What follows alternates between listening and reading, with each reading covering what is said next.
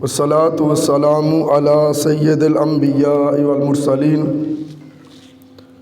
اما بعد فاعوذ باللہ من الشیطان الرجیم بسم اللہ الرحمن الرحیم۔ پڑھیے الصلاة والسلام علیک یا رسول اللہ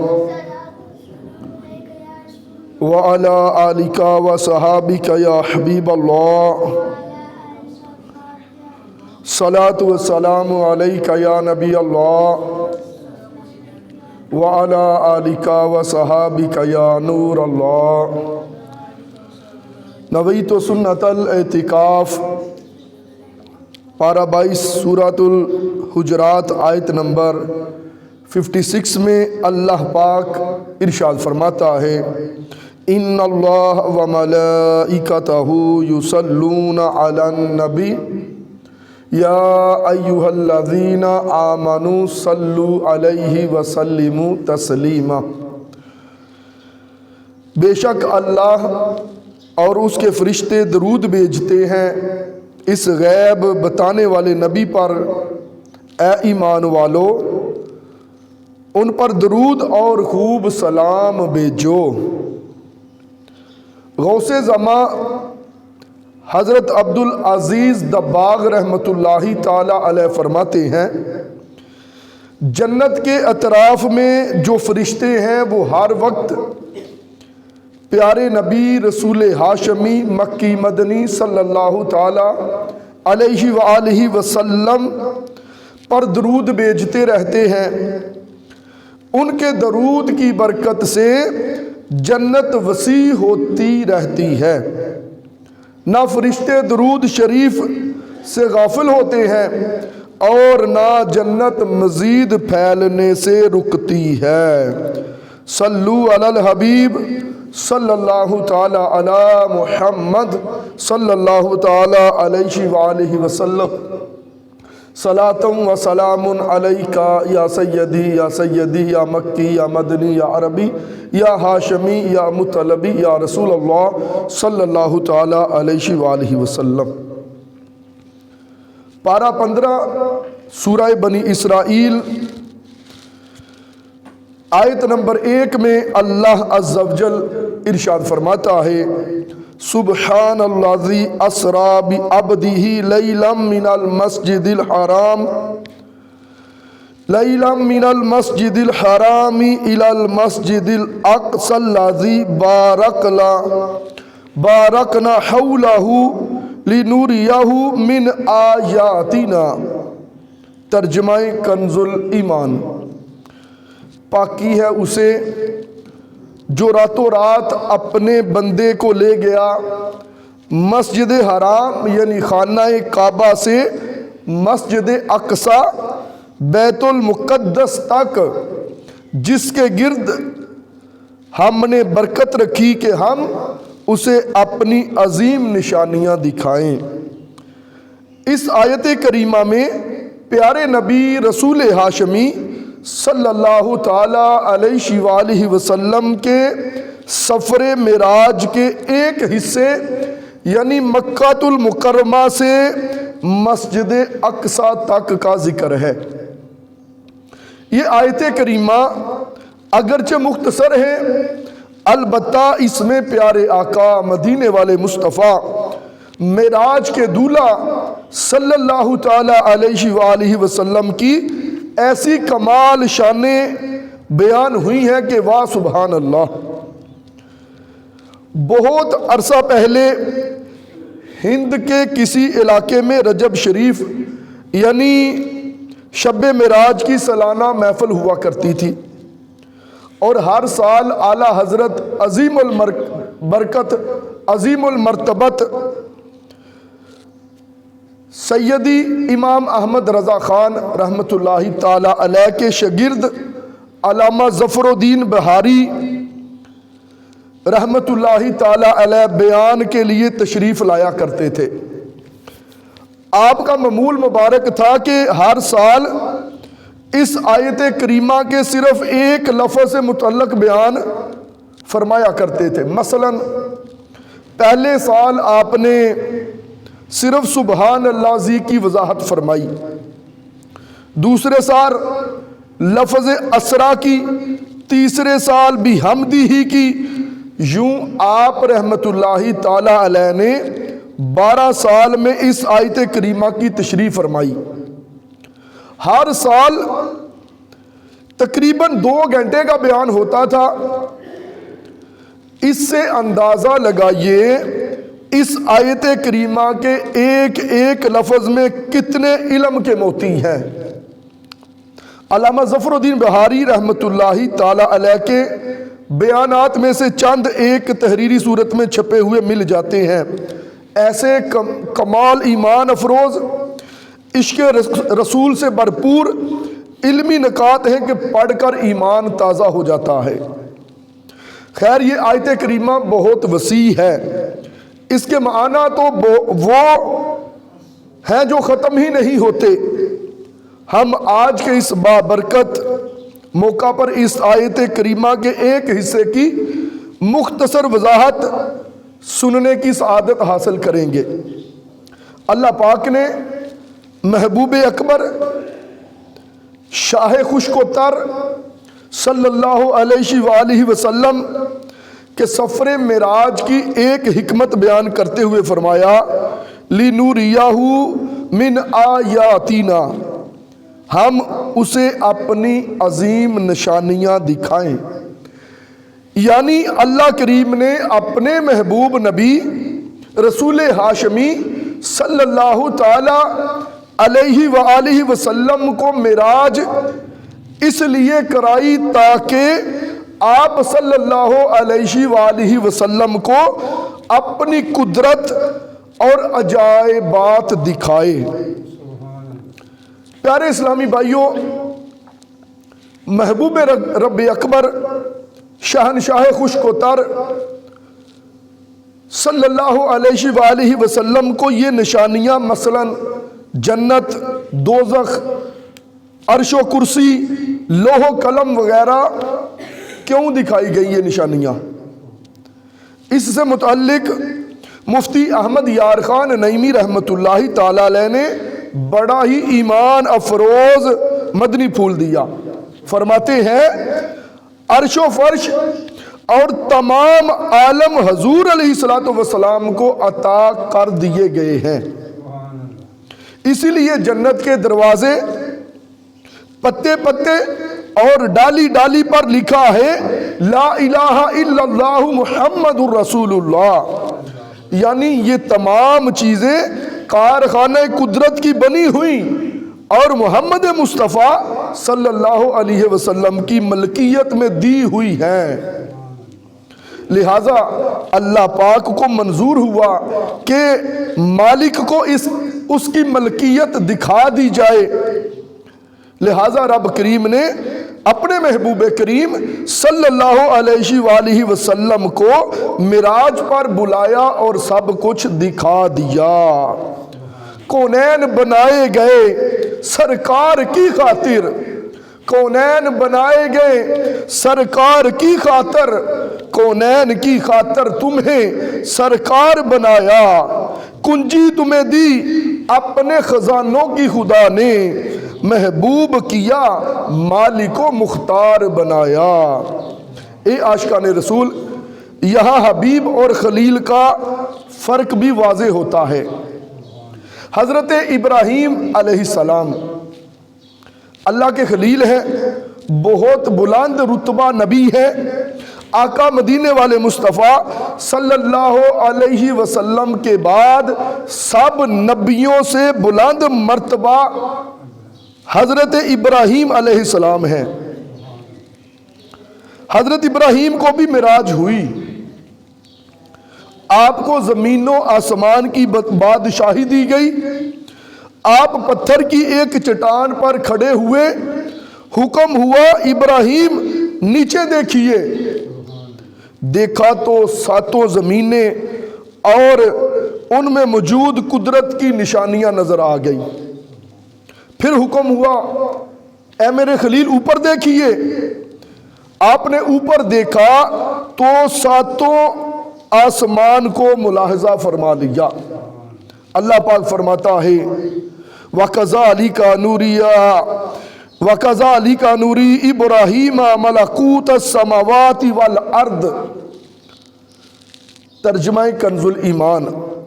और इसी तरह हम इब्राहीम को दिखाते हैं सारी बादशाही आसमानों और ज़मीन की।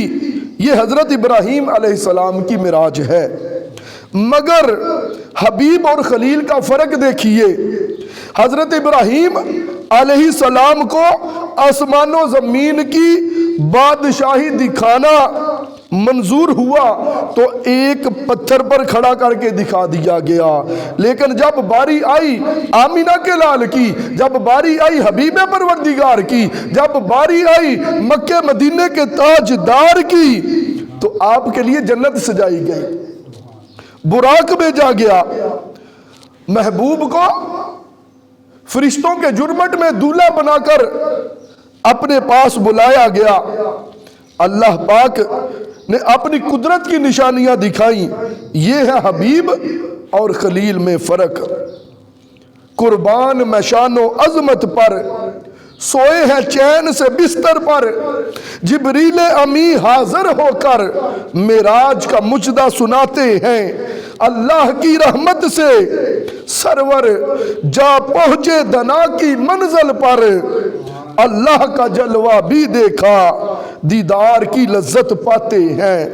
अल्लाह का जलवा भी देखा दीदार की लज्जत पाते हैं। मेरे प्यारे भाइयों, अल्लाह अज़्ज़ व जल ने जब अपने महबूब करीम अलैहिस्सलातो वस्सलाम को मिराज कराई तो अपने खलील की तरह ये नहीं कहा क्या खलील इस पत्थर पर खड़े हो जाएं, बल्कि अल्लाह अज़्ज़ व जल ने जन्नती सवारी बुराक को भेजा। हज़रत जिब्राईल अलैहिस्सलाम जन्नत से सवारी लेकर हजूर की बारगाह में हाजिर हुए और आकर हजूर अलैहिस्सलातो वस्सलाम की बारगाह में अर्ज़ किया कि या रसूल अल्लाह, इस सवारी पर सवार हो जाइए और अल्लाह अज़्ज़ व जल से मुलाकात के लिए चले। यहाँ पर एक बड़ी ही प्यारी बात इश्क वालों के लिए, जो हजूर की मोहब्बत का दावा करते हैं, उनके लिए है कि जब बुराक हाजिर किया गया ना, जिब्राइल अर्ज करते हैं हजूर इस पर सवार हो जाएं। उधर बुराक भी अपनी किस्मत पर नाज कर रहा है, उधर बुराक भी खुश है, फूले नहीं समा रहा कि मदीने के ताजदार के मुबारक कदम मुझ पर लगेंगे, मैं हुजूर की सवारी बनने का शरफ पाऊंगा। बुराक भी अपनी किस्मत पर नाजा है। हजूर बुराक पर सवार होने लगते हैं, हजूर रुक जाते हैं, हजूर की मुबारक आंखों से आंसू जारी होते हैं। जिब्राइल अर्ज करते हैं हजूर ये तो खुशी का वक़्त है, या रसूल अल्लाह ये रोने का वक़्त नहीं, खुशी का वक़्त है, अपने रब से मुलाकात के लिए जा रहे हैं। हजूर रोते क्यों हैं, मुबारक आंखों से आंसू क्यों नहीं कर रहे हैं? ऐ हजूर से मोहब्बत करने वालों, हजूर की गुलामी का दावा करने वालों, हजूर से मोहब्बत का दावा करने वालों, सुनो तो सही हजूर तुमसे कैसी मोहब्बत करते हैं। हजूर ने फरमाया जिब्राइल मुझे तो इस बात ने दुख दिया कि आज मेरे लिए बुराक आ गया, मुझे तो वो नक्शा मेरी आंखों के सामने आ गया। कल जब क़यामत का दिन होगा, जब पुल सिरात सजाई जाएगी, उसके ऊपर से लोग गुजर कर जाएंगे और कैसी पुल सिरात है। फरमाया गुनाहगार कट कट कर जहन्नम में गिर रहे होंगे, गुनाहगार कट कट कर जहन्नम में गिर रहे होंगे, और कैसा मंजर होगा पुरसिरात का। उस पर से गुजरना ही कोई छोटा इम्तिहान नहीं है। वही खैरियत से गुजरेंगे रब्बे सलीम कहकर हजूर जिनके लिए दुआएं करेंगे, जिन्होंने आज हजूर को राजी किया। फरमाया पुल सिरात से गुजरना कोई छोटा इम्तिहान नहीं, लेकिन कभी तसव्वुर किया, कभी सोचा कि लाइन लगी है, सामने पुल सिरात है, अभी मेरी बारी गुजरने की नहीं आई, लेकिन मैं देख रहा हूं लोग पुल सिरात से कट कट कर जहन्नम में गिर रहे हैं। कोई घुटनों के बल पुल सिरात पर गुजर रहा है, किसी को गुर्ज मारे जा रहे हैं, किसी को आंकड़े खींच खींच कर जहन्नम में डाल रहे हैं। अभी मेरी बारी नहीं आई, میں لائن میں کھڑا ہوں اور وہ سارے منظر میری آنکھوں میں آ رہے ہیں کہ یہ گناہگار ہیں جو آج اپنے گناہوں کے سبب جہنم میں گر رہے ہیں۔ ارے یہ وہ نافرمان ہیں جنہوں نے زندگی اپنے رب کی نافرمانی میں گزاری ہے، آج ان گناہوں کا بوجھ لے کر پل صراط سے گزر نہیں پا رہے اور کٹ کٹ کر جہنم میں گر رہے ہیں، اور مجھے اپنی زندگی کی وہ ساری فلم میری آنکھوں کے سامنے چلتی ہوئی نظر آئے گی۔ میں نے کیا کیا؟ میں نے اپنی زندگی کن کاموں میں گزاری؟ اب ذرا تصور تو کیجئے میرے پیارے بھائیوں، گناہگار کٹ کٹ کر جہنم میں گر رہے ہیں اور مجھے یاد آ رہا میں بھی تو بڑا گناہگار ہوں، میرے نامہ اعمال میں بھی کوئی اتنی نیکیاں نہیں ہے، میں نے زندگی کن کاموں میں بسر کی۔ اب تصور تو کیجئے، آج لوگوں سے چھپ چھپ کر بند کمروں میں گناہ کرتے ہیں، آج پردوں کے پیچھے گناہ کرتے ہیں، آج موبائل انٹرنیٹ کے ذریعے گناہ کرتے ہیں، آج طرح طرح کی بدکاریوں میں مشغول ہو کر ہماری راتیں گزرتی ہے، آج دن چڑھتا ہے ہماری نافرمانیاں شروع ہو جاتی ہے، سارا دن اللہ رسول کو ناراض کرنے والے کام، سورج ڈل گیا لیکن ہماری بدکاریوں کا دفتر بند نہیں ہوا، دن کو بھی گناہ کیے ہیں، رات کو بھی گناہ کیے ہیں، رب کو ناراض کرنے والے کام کیے ہیں۔ ذرا تصور تو کیجئے اس دن ہمارا کیا بنے گا جب ہماری آنکھوں کے سامنے گناہگار کٹ کٹ کر جہنم میں گر رہے ہوں گے۔ کبھی سوچا ہم نے؟ اس دن کی فکر کی ہے کبھی؟ تو میرے پیارے بھائیوں، میرے دوستو، آؤ، ابھی بھی کچھ نہیں بگڑا۔ علامہ جلال الدین سیوطی شافعی رحمت اللہ تعالی علیہ ہم جیسے غفلت کے ماروں کو جھنجھوڑنے کے لیے کہتے ہیں، اور لوگوں جلدی کر لو، جلدی کر لو، تمہاری زندگی کیا ہے؟ یہ چند سانسیں ہی ہیں، اگر رک جائیں تمہارے وہ اعمال جن سے رب کو راضی کر سکتے ہو ان کا سلسلہ منقطع ہو جائے گا۔ ابھی سانسیں چل رہی ہیں، ابھی سانسوں کی ڈوری ٹوٹی نہیں ہے، اور اب عز و جل کی بارگاہ میں جھکنے والے بن جائیں، اور اپنے رب سے صلح کر لے۔ اور معراج کا واقعہ سننے والوں، یہ نماز کیا ہے؟ جب حضور نے فرمایا کہ جبرائیل مجھے تو میرے گناہگار امتی یاد آ گئے، میرے لیے تو براق آ گیا، میرے امتیوں کا کیا بنے گا؟ پل صراط کیسے پار کریں گے؟ جبرائیل عرض کرتے ہیں حضور یا رسول اللہ آپ غمگین نہ ہو، آپ براق پر سوار ہو جائیے، اور میں اللہ کی بارگاہ میں عرض کروں گا جب آپ کی امت کا پل صراط سے گزرنے کا وقت آئے گا، میں اللہ عز و جل کی بارگاہ میں عرض کر کے اپنے پروں پر سوار کر کے آپ کے امتیوں کو پل صراط جو ہے وہ پار کروا دوں گا۔ یہ ہے محبت، یہ ہے محبت، یہ ہے آقا کریم علیہ السلام کا پیار۔ اور سنو، مختصر عرض کرتا ہوں، جب حضور براق پر سوار ہوئے، آپ مسجد اقصی میں گئے، وہاں پر امام الانبیاء بنے، آپ نے نبیوں کی امامت فرمائی، وہاں سے منزلیں طے کرتے کرتے جب اللہ عز و جل کے قرب خاص میں پہنچے، وہاں پر بھی اپنے امتیوں کو یاد رکھا، اب اللہ سے ملاقات کی ہے۔ بڑی تفصیل درکار ہے اس واقعہ کے لیے، لیکن وقت تھوڑا ہے تو اپنے مطلب کی بات میں آتا ہوں کہ اللہ سے ملاقات کی۔ جب اللہ سے ملاقات کر کے آنے لگے، اللہ عز و جل کی بارگاہ سے جو تحفہ حضور کو ملا تھا وہ نماز ہے۔ کون سی نماز؟ جو ہم سے پڑھی نہیں جاتی، جو 5 وقت کی نماز ہمیں بوجھ لگتی ہے۔ ارے یہ معراج کا تحفہ ہے۔ جب کوئی یار اپنے یار سے ملے، اسے تحفہ دیں، ہمارا کوئی دوست ہو تو ہم اپنی بساط کے مطابق ہی تحفہ دیتے ہیں نا، جتنے جوگا ہو بندہ۔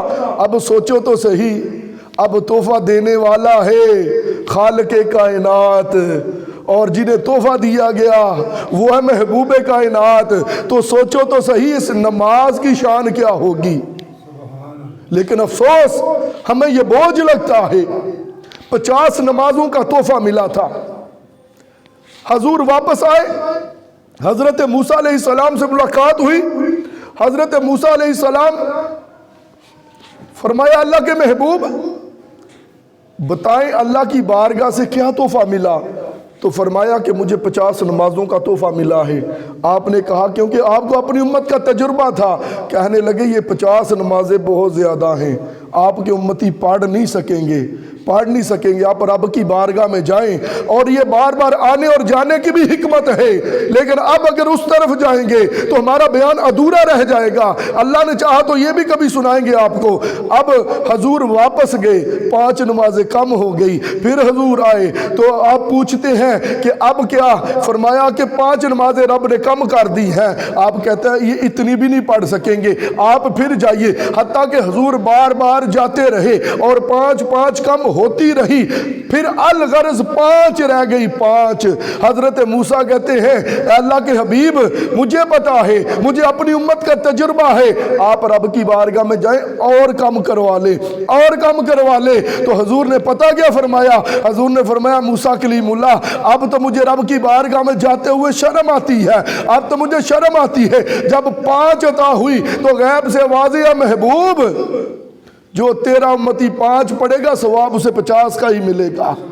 اور یہاں پہ ایک بات درد دل والوں کے لیے میں عرض کرتا ہوں، حضور نے جب فرمایا ہوگا کہ اب مجھے شرم آتی ہے، اب میں نہیں جاؤں گا، تو میرا وجدان کہتا ہے کہ حضور کا یہ مان تو ہوگا نا، جو میرا ہوگا وہ تو 5 پڑھ ہی لے گا، اور جو میرا ہوگا وہ تو 5 پڑھ ہی لے گا۔ تو میرے پیارے بھائیوں غور تو کرو، حضور کی محبت کا دعویٰ بھی کرتے ہیں، حضور سے پیار کا دعویٰ بھی کرتے ہیں، حضور کی محبت کے نعرے بھی مارتے ہیں، لیکن 5 پڑھی نہیں جاتی، 5 پڑھتے نہیں ہیں۔ ذرا غور کیا، کہیں ہم حضور کا مان تو نہیں توڑ دیتے کہ جو میرا ہوگا وہ تو 5 پڑھ ہی لے گا، تو جو نہیں پڑھتا پھر وہ کس کا ہے؟ حضور نے فرمایا نماز میری آنکھوں کی ٹھنڈک ہے، نماز میری آنکھوں کی ٹھنڈک ہے۔ آج ہمیں فکر ہے اس نماز کی؟ کبھی ہم نے غور کیا یہ نماز ہے کیا؟ کبھی ہم نے غور کیا کہ معراج کی رات جو مالک کائنات نے محبوب کائنات کو عطا کیا وہ کتنا عظیم تحفہ ہوگا؟ حضرت موسیٰ کلیم اللہ کہیں سے گزرتے ہوئے جا رہے تھے، آپ نے دیکھا کہ بڑا خوبصورت پرندہ، بڑا چمکدار پرندہ ہے، آپ رک گئے، آپ کو کشش محسوس ہوئی، دیکھنے لگے کہ کتنا پیارا پرندہ ہے۔ اس پرندے نے اڑان بھری اور قریب ہی کیچڑ تھا، کیچڑ میں جا کر لوٹ پوٹ ہونے لگا۔ حضرت موسیٰ حیران ہو گئے کہ کتنا پیارا تھا، لیکن اس نے خود کو میلا کر لیا ہے۔ اب اس پرندے نے پھر اڑان بھری اور قریب ہی ایک صاف پانی تھا، اس میں جا کر اس نے ڈبکی لگائی، جب واپس آیا پہلے کی طرح ہی چمکدار تھا۔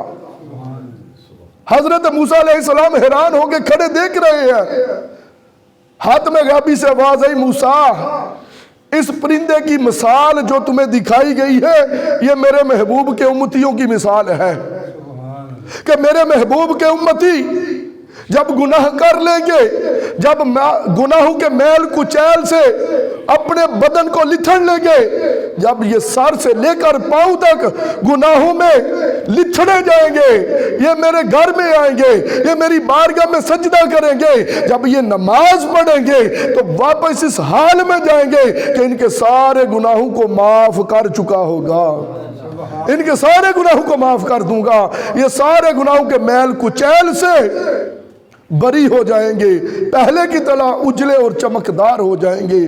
تو میرے پیارے بھائیوں، معراج کانفرنس کرانا، میلاد کی محفلیں کرانا، معراج کی محفلیں کرانا، جناب حضور کی محبت کے دعوے کرنا بڑا سوکھا، بڑا آسان ہے، لیکن عملی طور پر دکھانا کہ واقعی ہم غلام رسول ہیں، واقعی ہمیں حضور سے محبت ہے، تو یہ تبھی ہوگا۔ کوئی دلیل تو ہونی چاہیے نا پاس، کوئی پوچھے تیرے پاس دلیل کیا، تو کہتا میں حضور کا غلام ہوں، نماز حضور کی آنکھوں کی ٹھنڈک تجھ سے پڑھی نہیں جاتی۔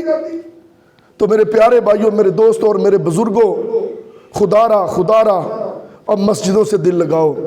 مسجدوں میں آ کے دل گھبراتا، ہمارا دل نہیں لگتا، اللہ کرے جلدی جلدی جان چھوٹے اور دوڑ جائیں یہاں سے۔ سن لو، ایسا بندہ جس کا مسجد میں دل نہیں لگتا، جس کے کوئی کیوں کہے، خود ہی دیکھ لے، کسوٹی ہے یہ۔ جس کا مسجد میں دل نہیں لگتا وہ منافق ہے، منافق مومن نہیں ہو سکتا۔ فرمایا منافق کی نشانی یہ ہے جب وہ اللہ کے گھر میں آئے تو اس کی حالت ایسی ہوتی ہے جیسے پنجرے میں وہ پرندہ ہے، پھڑ پھڑاتا ہے، میری جان چھوٹ جائے میں نکل جاؤں۔ اور مومن جو ہے، مومن کی نشانی یہ ہے جب وہ اللہ کے گھر میں آتا ہے، جب وہ اللہ کے گھر میں آ کر بیٹھتا ہے، اسے اس طرح سے سکون ملتا ہے کہ جس طرح سے مچھلی پانی کے اندر ہوتی ہے۔